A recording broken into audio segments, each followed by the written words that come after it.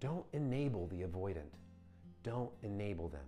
And it is so easy to enable them and not even realize that you are in fact enabling them. Let me explain. First of all, people that are avoidantly attached, especially severely avoidantly attached, they fear emotional closeness. They fear abandonment. They fear engulfment. They fear rejection. And because of these fears, they can also fear commitment with a healthy partner. Ultimately, it all comes down to the belief that they have that if they open up their heart to somebody, they're going to be rejected, they're going to be hurt, and they're going to lose their independence. These are all deeply rooted fears inside of the avoidant, and it can manifest itself into some very unhealthy behavior. So, how is it that you can enable this behavior? Well, let me explain. When you've been dating the avoidant, for example, and you've been dating for a while, and they refuse to put a label on the relationship, and you continue for months or even years without even putting a title on the relationship, you are enabling them. You are showing them that you don't have any boundaries. Boundaries being what you will and will not tolerate, what you do and don't require in a relationship.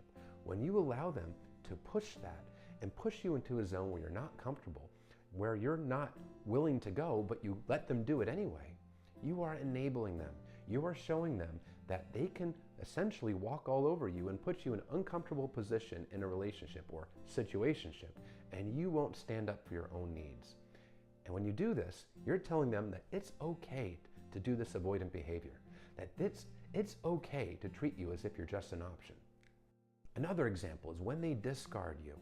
If you call them, you chase them, you are sending them the message that they can discard you. They can pull the rug from under your feet.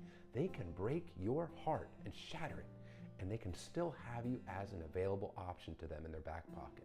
You're sending them the message that there is no consequences to discarding you in such a cold and brutal manner. This enables them to continue that type of behavior in their lives because they realize that there's no consequences to this, that they can discard somebody and have them back without any issues or any kind of resistance from the discarded partner. Another example, when the avoidant pulls away, they disappear for a few days. You allow them to do so. You keep on taking them back. You don't set any boundaries. You don't step away yourself.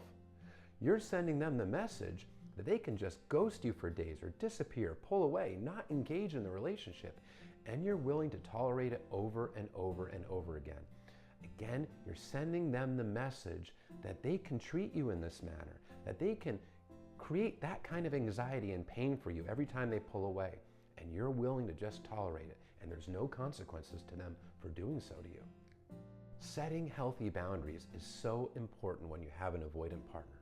Let them know what you will and will not tolerate, and then when they cross those boundaries, enforce them.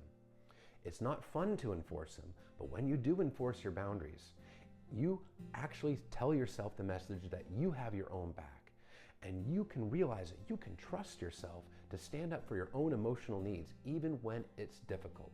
And that's a big confidence boost. It's a self-esteem boost for you. But when you don't enforce your boundaries, when you let them repeatedly get walked on and violated, you're sending yourself the message that you can't trust yourself, that you don't have your own back, that you're not looking out for your best interests. And that hurts your confidence, and it actually chips away at your self-esteem because you're telling yourself that your boundaries, your feelings, your needs aren't important. So set healthy boundaries with the avoidant. That prevents you from enabling them. Let them know what you will and will not tolerate. And enforcement can be anything that you feel is necessary. It can be, I remove myself from the situation. I end the relationship. There's a lot of different consequences for violating the boundaries that you can enforce. It's all up to you and what you deem is fair based on your own needs. But standing up for your own needs is important, even when it's difficult, because your needs, your wants, they matter too. It's not just about catering to the avoidant and tiptoeing around them to prevent from triggering them and to prevent them from pulling away. Because what you're doing is you're sending yourself the message that you aren't important and that their feelings are more important than yours. And that's not healthy in the long run. So don't enable the avoidant. Stand up for yourself, hold boundaries.